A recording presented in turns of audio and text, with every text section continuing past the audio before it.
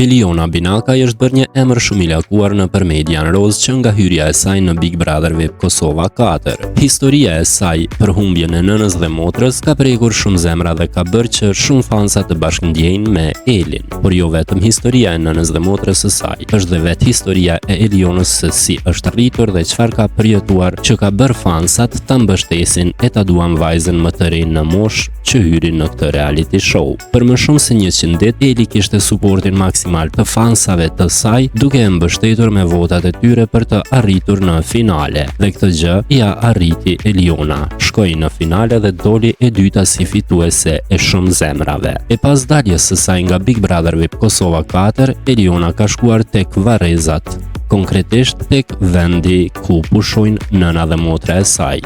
Eli ka ndarë një foto nga aty ku shihet pranë varreve të nënës dhe motrës, dhe këtë fotografi që po e shihni, ajo e ka shoqëruar me këto fjalë prekse duke thënë: "Shpresoj që nga lart po më shihni dhe jam duke ju bërë krenare. Çdo sukses është për ju.